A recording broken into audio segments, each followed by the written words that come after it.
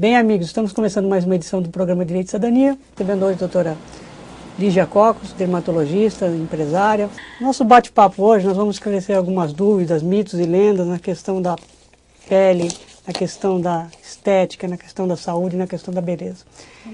Quem não acha que a aparência é tudo, realmente às vezes não consegue sucesso no mercado até para arrumar um emprego, não é isso, doutora Lígia? Os advogados sabem mais do que nós, médicos, né? Porque alguém que está nos assistindo aí já viu um advogado que não esteja bem vestido ou uma advogada, elas são muito elegantes. Agora, a aparência cresce de importância na atualidade, sim, até porque existe tão pouco tempo de se tomar contato com as pessoas que às vezes a primeira impressão tem mais importância hoje do que já teve no passado. E como a medicina, de modo geral, evoluiu, as pessoas estão desempenhando suas funções em idades mais avançadas. As mulheres estão tendo seu primeiro filho mais tarde, os homens estão exercendo cargos de importância, ou de síndico do prédio, depois dos 75, depois dos 80. Então, a idade, se conseguiu uma qualidade de vida, se conseguiu um aumento do número de anos úteis que alguém vive, e muitos sentem a necessidade de que a aparência também acompanhe esse ganho em anos que a humanidade obteve, né, com o progresso científico. Doutora, eu entrevistei um médico ginecologista, né, não vou citar o nome dele, aí eu perguntei, por quê? Porque às vezes tem os que gostam e os que não gostam dele, mas eu vou citar uma coisa que eu achei muito importante. Ele fala o seguinte, doutora, esse médico ginecologista famoso, vou falar, vai, o Malcolm Montgomery. Numa entrevista que eu fiz com ele, ele falou o seguinte, que a mulher tem que manter algumas coisas de preservação, tipo, não deixar a porta aberta, mesmo depois de casado, do marido, que ela está no toalete, deixar de ver o parto. A senhora concorda com uma esteticista, uma médica, dermatologista, que a mulher tem que ter uma diferenciação do homem, que ela não pode se expor tanto como o homem ou não? Concordo plenamente. Inclusive, acho um absurdo essa liberalidade toda que houve com... talvez a influência da psicanálise que ensinou as pessoas a dizerem tudo o que pensam, né?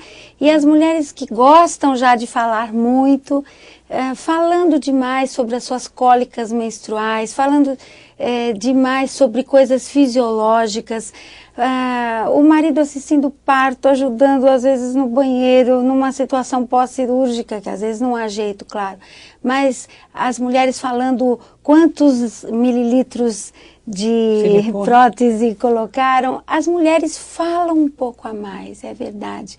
E elas esquecem de preservar um certo mistério. Às vezes, quando nós vemos uma modelo numa revista, numa foto especialmente preparada, tão linda, ou numa cena de um filme, ou de uma cena de televisão, e a impressão de beleza que ela nos causa não é só diretamente relacionada a essa aparência perfeita e a juventude que ela possa ter, mas aquela impressão que algum diretor criou em relação ao cenário da foto, à música do filme, e porque ela não está falando tudo tão abertamente. As mulheres às vezes quebram o seu encanto falando demais, contando demais, perguntando demais, fazendo aquela clássica pergunta que tanto aborrece os homens: quem é mais bonita, eu ou ela? Você acha que eu estou gorda? Quem é mais gordinha, eu ou aquela moça que está passando?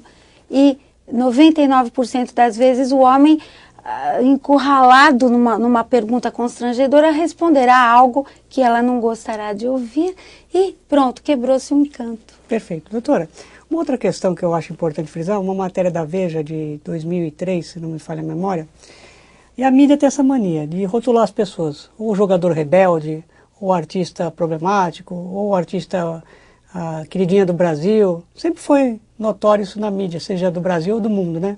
A namoradinha do Brasil, enfim, por aí vai. E numa entrevista eu citei isso aqui, mas não nesta questão, a rainha do Botox. Mas em texto menor, dermatologista Lígia Cocos dirige clínica com 33 mil pacientes, onde até o manobrista é botocado.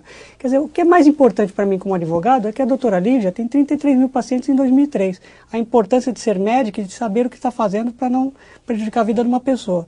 A senhora gosta desses rótulos ou a senhora acha que realmente isso é só questão de mídia, de marketing que as pessoas fazem?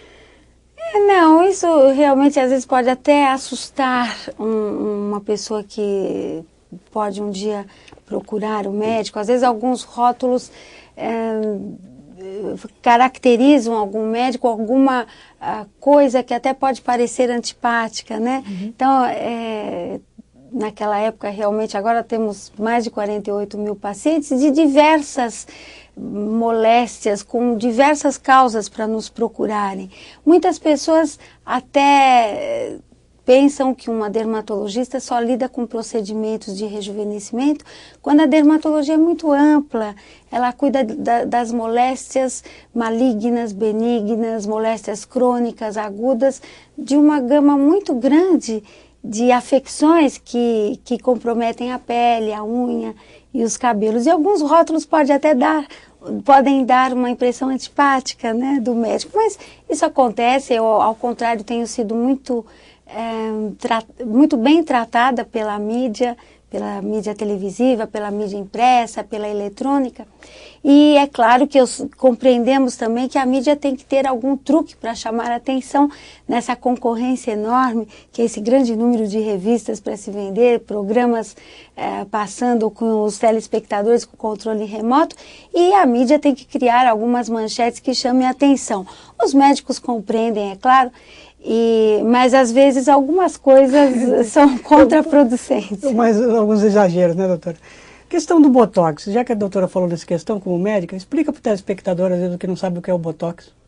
A toxina botulínica, a marca mais conhecida é realmente o Botox, do laboratório Allergan. Já existe há muito tempo, é um medicamento usado originalmente para tratar problemas de paralisias de membros afetados por derrames, estrabismo. Um medicamento que já existe há cerca de 30 anos. Mas da década de 90 para cá, do início dos anos 90, se descobriu o efeito cosmético do Botox, o efeito terapêutico, já que pacientes que estavam sendo tratados por estrabismo, por problemas oculares, se observou que esses pacientes estavam perdendo as rugas características da expressão facial, as rugas que aparecem horizontais na fronte, os famosos pés de galinha na lateral dos olhos. E aí foi uma grande conquista, um caminho inesperado. Ninguém imaginou, por exemplo, nos anos 80, que se resolveria o problema das rugas de expressão através de um medicamento que pudesse causar uma paralisação em determinados grupos musculares e uma consequente contração em outros grupos, harmonizando o rosto e fazendo realmente com que o rosto não se tensionasse, a musculatura facial não se tensionasse tanto. Foi uma grande conquista e agora, quase 20 anos, né? 20 anos depois, quase 20 anos, o Botox, a toxina botulínica, tem uma série de aplicações terapêuticas, não só para o rejuvenescimento facial, mas para o rejuvenescimento do pescoço, que até então era uma coisa que não se tinha conseguido avançar muito, a não ser com as cirurgias, o controle da transpiração excessiva, por exemplo, e outras inúmeras aplicações na medicina geral, na ginecologia, na urologia, na neurologia. Então é assim que a ciência avança, através de observações geniais, descobertas de alguns médicos, alguns cientistas que trabalham propiciando esse avanço para a humanidade. E a toxina botulínica, o Botox, é um grande avanço, sem dúvida. Perfeito. Doutora, podemos continuar tirando dúvidas do telespectador, falando alguma coisa de esclarecimento com relação às dúvidas, com relação a shampoos, cremes, pode ser? Claro. Então, mas vamos fazer um pequeno intervalo, pode ser? Uhum. Tá bom. É você, nosso telespectador, doutora Lígia Cocos, no programa Médica Dermatologista.